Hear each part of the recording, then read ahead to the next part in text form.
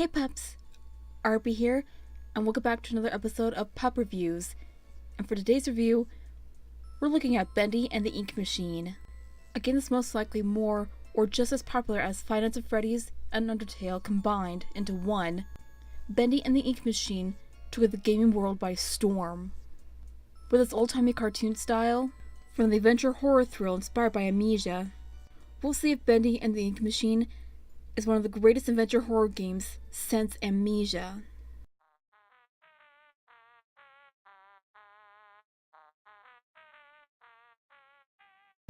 Bendy and the Ink Machine is a chapter-based horror adventure game, releasing the first chapter on February 10th, 2017. Created by The Meatly, a game developer, a YouTuber, and a comic illustrator, with Bendy and the Ink Machine being the most popular game he's created.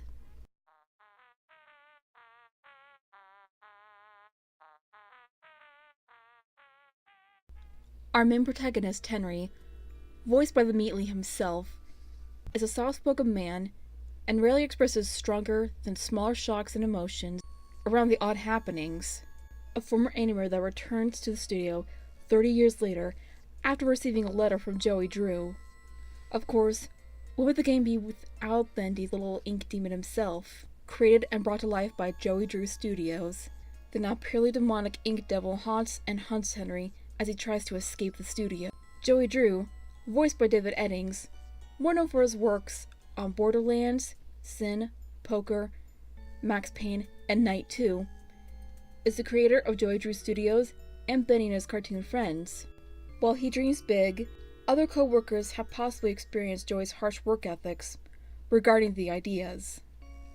Sammy Lawrence, a secondary character in Chapter 2, and a director of the music department at Joey Drew Studios, voiced by Aaron Lanson, more known for his work on The Evil Within, Modern Family, and Wishful Thinking, was known for writing the music for Bendy's show in the studio's heyday, and was one of the many victims, and was consumed by unknown corruptions and killed by Devil Bendy.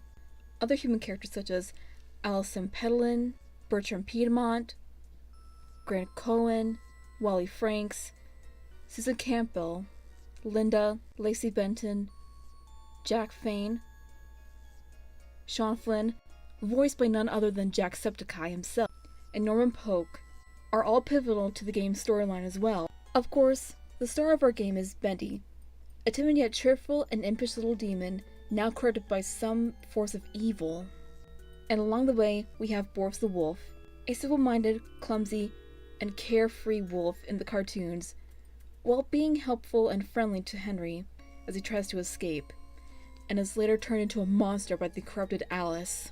Speaking of which, Alice Angel is obviously the game's version of Betty Boop, and seems to be sweet, happy-go-lucky, and of course angelic, hence her name, unlike the corrupted Alice, who was evil, cruel, and, well, basically more of a Jekyll and Hyde version of Alice Angel. And finally, we have the Freedom Fighters, Allison Angel and Tom. They're pretty much the other Alice and the other Boris, and not a lot is known about them, so I guess we'll have to wait until Chapter 5's release.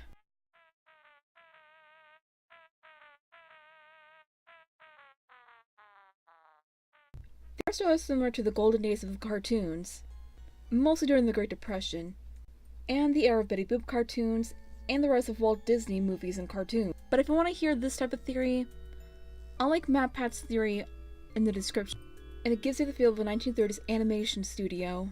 It literally paints a picture. Pun intended. And to be honest, I like it. For some reason, I've always liked the 1930s cartoon styles. Maybe because I like vintage things. Vintage cartoons, vintage clothes, vintage items, vintage everything.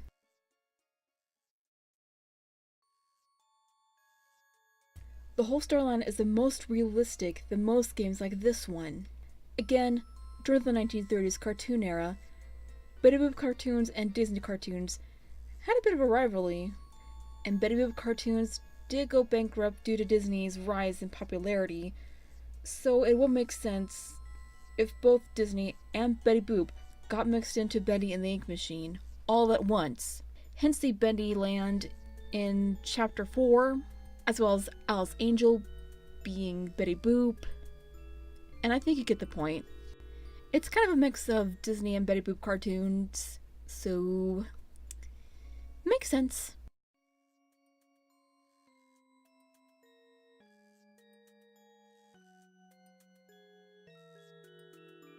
Now, I've never played the game myself, but from the 30s cartoon era atmosphere, the monsters and character characters, the tunes, the classic jump scares that make the game all the more exciting for a horror adventure game, and with 4 chapters and a 5th one coming soon, this game is amazing.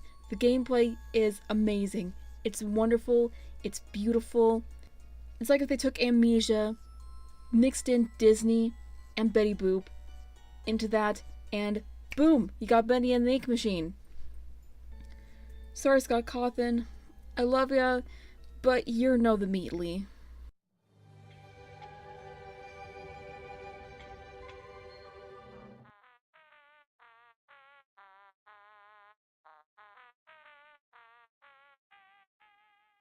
Overall, Bendy and the Ink Machine, while fictional, has a piece of cartoon history, great monsters and characters, fantastic voice acting, incredible artwork, and an awesome gameplay, plots, and storylines.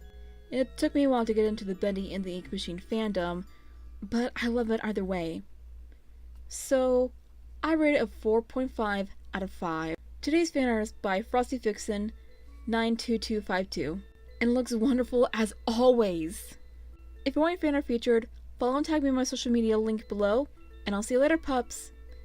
This is our Pyramid to stay awesome, stay strong, and stay beautiful.